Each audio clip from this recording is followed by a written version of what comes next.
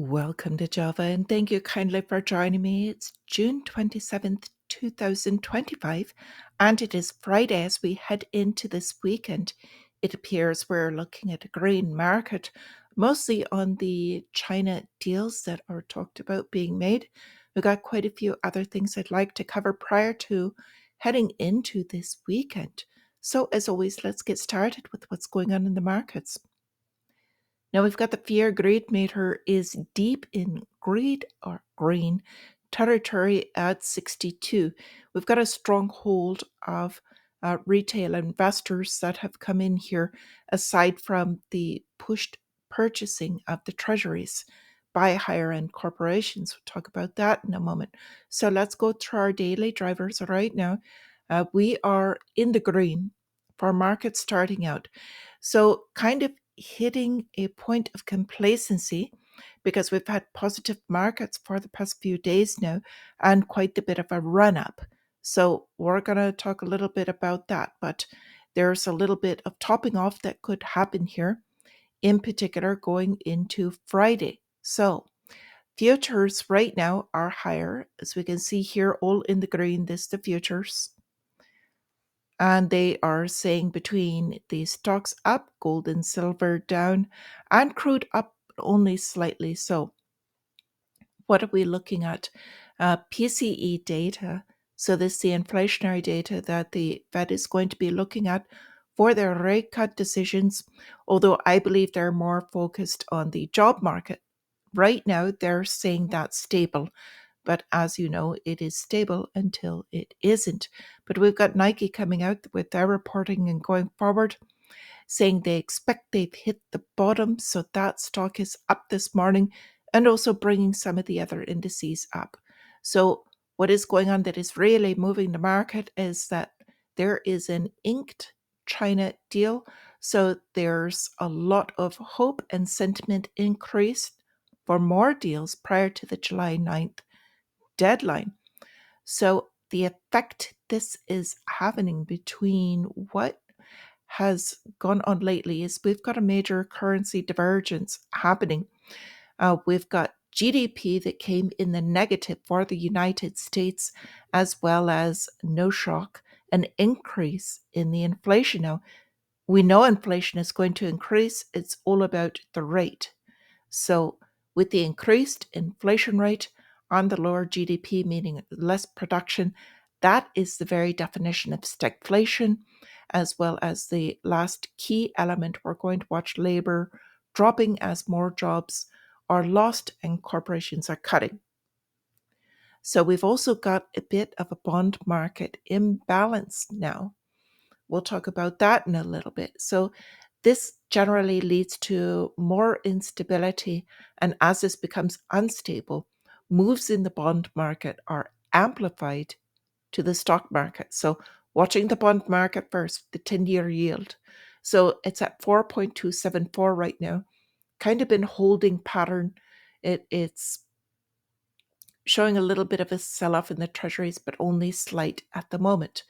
The real story right now is the dollar index. So this is relative strength of the dollar to other currencies. So as I was saying, there's a currency divergence. Now we've got the euro much stronger relatively than the dollar, although both are losing power, purchasing power. It's just that the dollar is losing it faster. So we are going to be watching the end of day today for the markets if you're trading.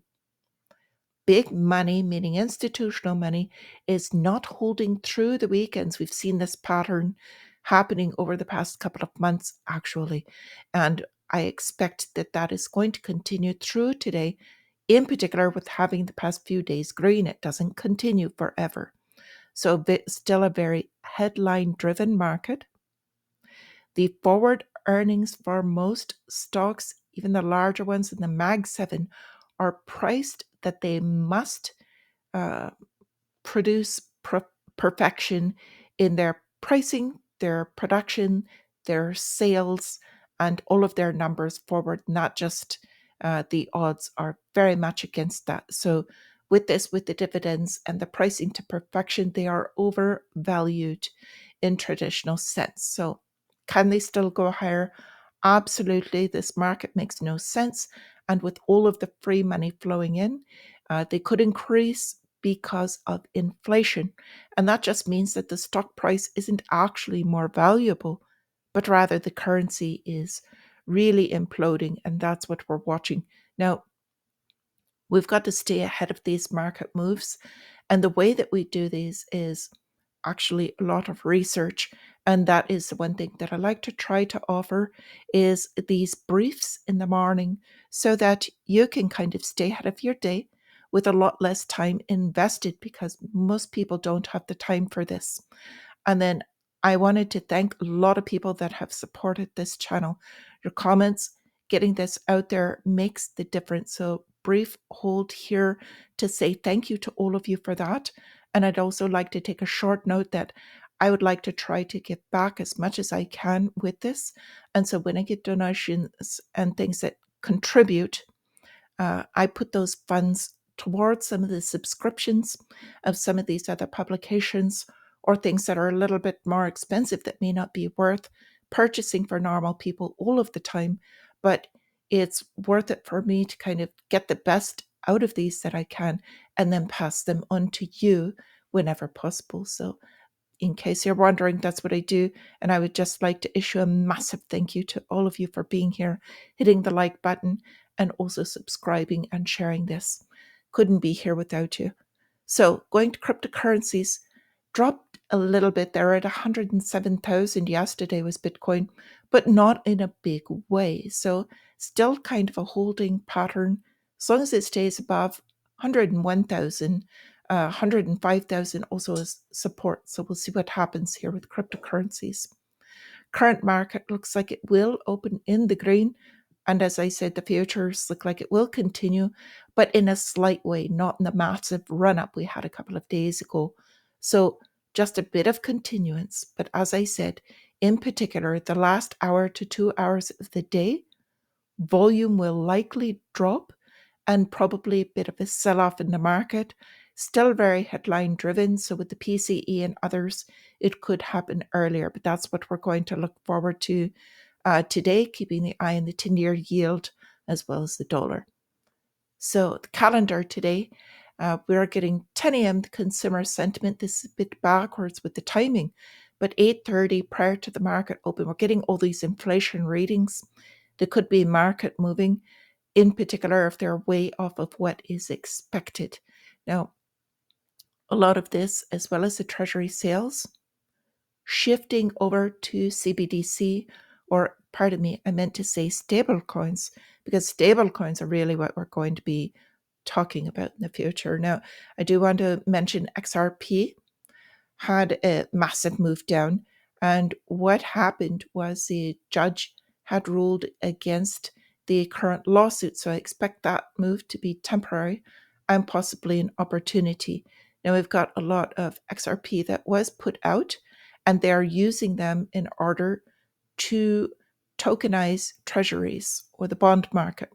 So with this, could move up, could be an opportunity, not financial advice here. You got to do your own research or at least think for yourself.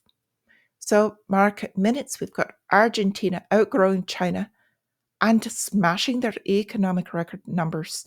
So, Milei put in a lot of austerity, cut back, put in a budget, and now they're actually producing again.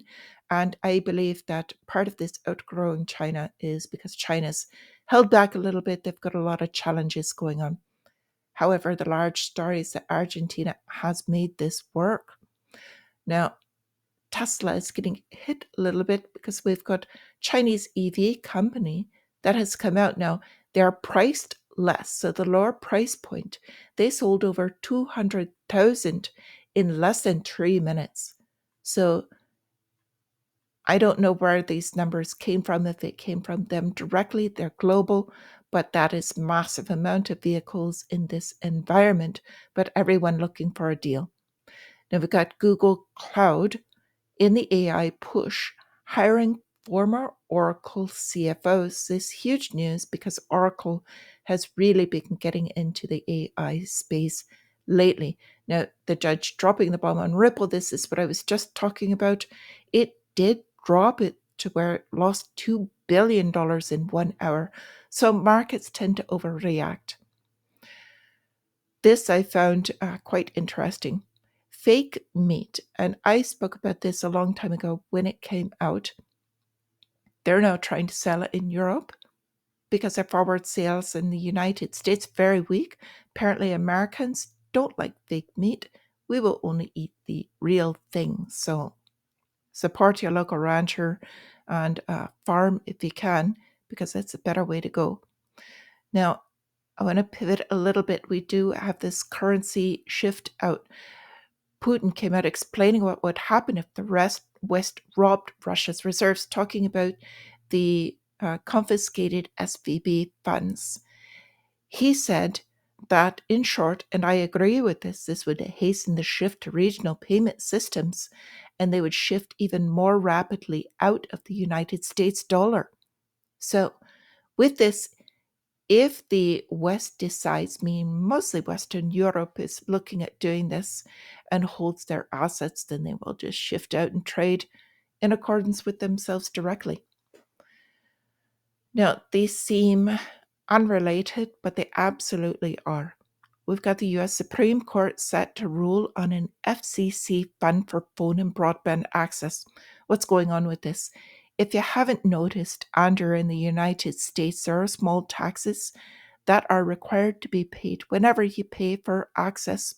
If it's phone plans for your mobile phone, or if this is in the internet. Now, even if you don't see them, if you don't look at your bill, your provider is required to pay these. These all go to a massive fund. Now, this massive fund is regulated through the FCC, but has been handed over to an independent company. And we're talking billions of dollars. Now, they are the ones able to choose who is the benefactor in these corporations for the billions of funds. And they are also the ones that get to fund things such as 5G, some infrastructure, and requirements for using the broadband access to quote unquote lower income and rural areas. Now, how are they going to restrict this? Is through digital ID. So I'd like to bring over this other story's new Billions app. That's actually the name of it. Billions Network. They're launching a mobile identity application, and what they're doing, they're offering artificial intelligence resistance, privacy preserving verification using NFC document checks, and zero knowledge proofs. So they're staying decentralized.